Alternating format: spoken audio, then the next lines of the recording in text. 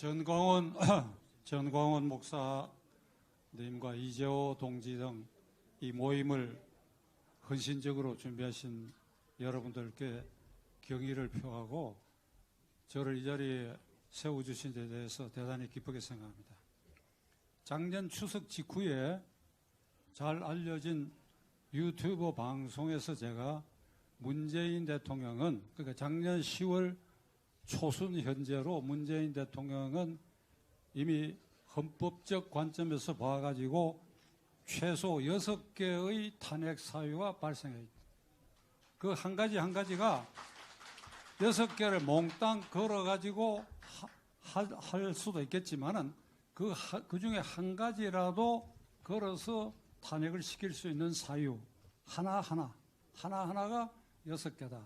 그 뒤에 이 2달 또는 석 달 간격을 두고 4차례에 걸쳐서 지난달에 문 대통령의 탄핵 사유는 쌓여가고 있다. 더욱 쌓여가고 있다. 켜켜이 쌓여가고 있다. 이런 사이에 29개가 됐어.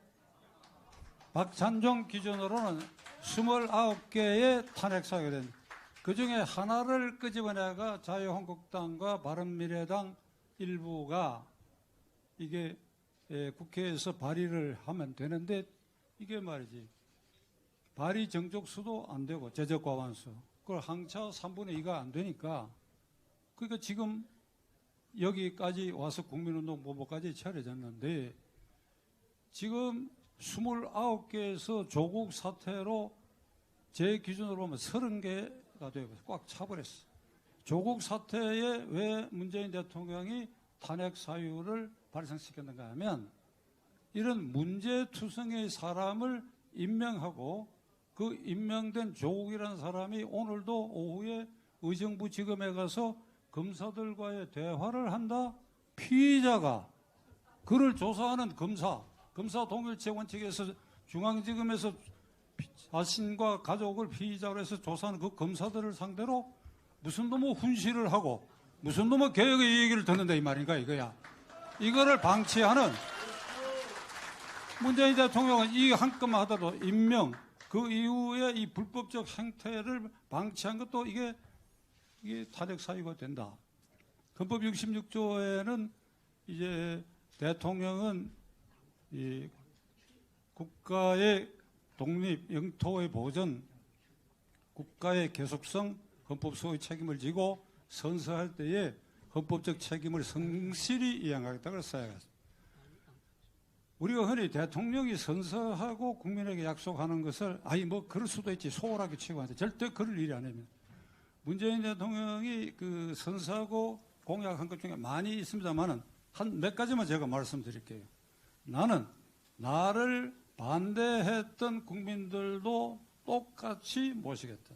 그리고 야당을 동반자로 모시겠다. 그 다음 더 중요한 것은 나를 비판 반대한 사람 가운데 적임자가 있으면 그것을 강요라든지 이걸 기용하겠다. 조국 사태가 생긴 것은 문 대통령이 이 헌법적 약속을 시키지 않은 것. 그래서 이게 비롯이 됐다. 그러니까 이걸 어떻게 해야 되느냐. 끌어내려야 되겠는데 국회에서는 방법이 없으니까. 그러면 폭력으로 끌어내릴 수도 없고 헌법 1조에 규정되어 있는 국민 저항권 행사라는 것. 모든 권력은 국민으로부터 나오고 주권은 국민에게 있고, 우리 주권자가 헌법 절차에 따라서 대통령을 뽑아놨는데 탄핵 사유에 박찬종 기준으로 하면 30개가 발생했는데도 불구하고 이걸 헌법적 절차, 헌법의 구체적 규정으로 되어 있는 그 절차에 따라서는 탄핵할 방법이 없으니까, 그러면 주권자인 국민이 헌법 1조의 주권 재민의 정신에 따라서 거기에 규정되는 국민 저항권 행사를 해야 된다. 저항권 행사의 첫째 이 계기는 10월 3일 이재호 동지가 아까 말씀하신 것처럼 광화문 정문에서부터 광화문 광장, 서울시청 광장, 서울역 서대문까지 100만이 넘는 인파가 모여가지고 소리를 지르는 겁니다. 소리를. 이게 저항권의 아주 최대의 방법이. 소리를 지르가 청와대 관저 안방에서 문재인 대통령 귀에 들어가야 돼. 물러나라. 물러나라. 간담이 서늘할 정도로 우리 한번 해봅시다. 물러나라. 물러나라. 물러나라. 안 물러나면 그게 인간띠를 두르고 종합청사나 여기에 평화적으로 장관들이 출퇴근하는 걸 막아버려. 평화적으로 막아버려.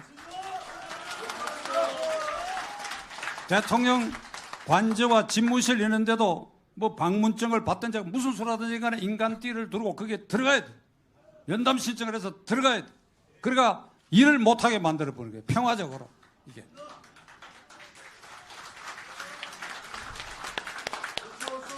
이 얘기가 여기까지 왔으니까 한마디만 하고 그냥 물러가겠습니다. 제가 문 대통령에 대해서 가장 괘씸하게 생각하는 게 그 취임사에서 말이죠. 아까 말씀드린 것처럼 나를 비판한 사람 가운데도 기용해서 쓰겠다.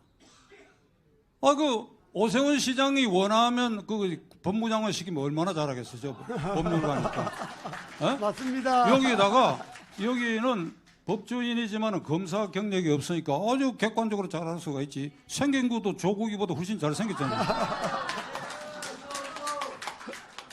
제가 제일 괘씸하게 생각하는 거는 취임사 끝에 내가 이 행정부 권력을 행사함에 있어서는 모든 정책을 기회는 균등하고 과정은 공정하며 결과는 정의롭다.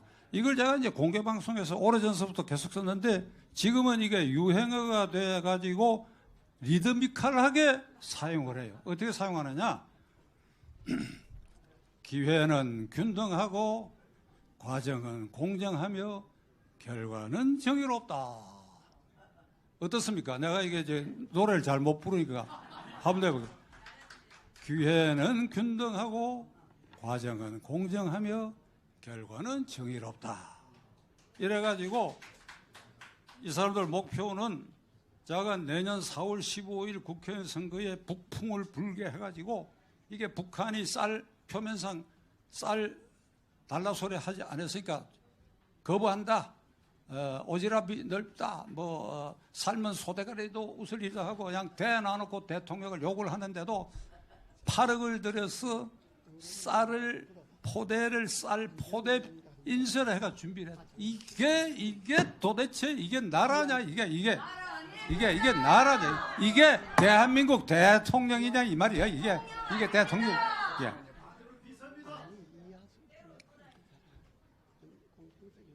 여러분이 너무 소리 지르니까 다음 할 말을 제가 깜빡 잊어버렸어요.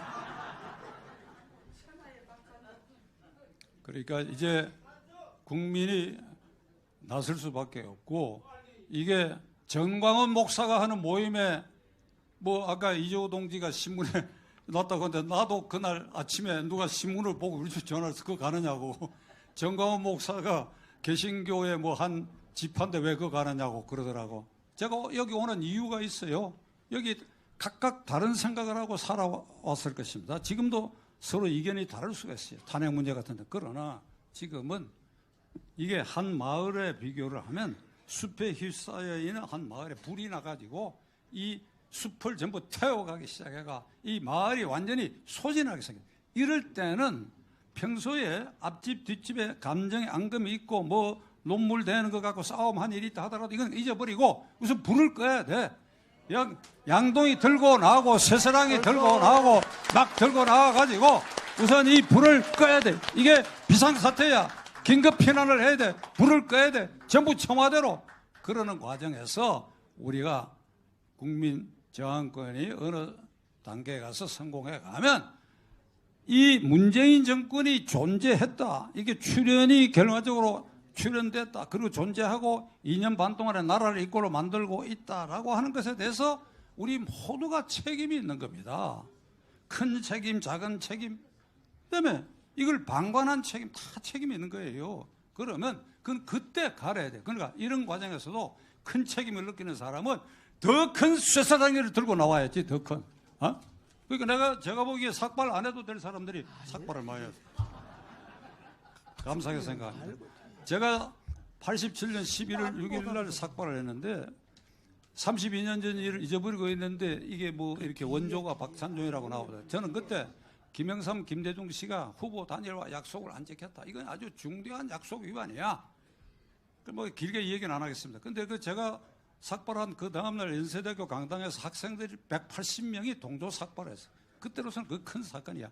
근데 저는 그 일로 양 계파의 실세들한테서 말하자면 불이익 또는 따돌림을 당해가고 정치적으로 많은 피해를 입은 사람인데 저는 그런 후회는 없습니다. 없는데 이번에 여러분들이 하신 이 삭발은 이 탄핵을 국민 저항권을 사용해서 탄핵시키는데 큰 동력을 주고 있다. 그런 점에서 저는 굉장히 존경하고 제 와이프가 그저께 아침에 이러더라고요. 당신도 다시 한번 삭발하라고. 그래서 내가 생각해보겠다 그랬습니다. 감사합니다.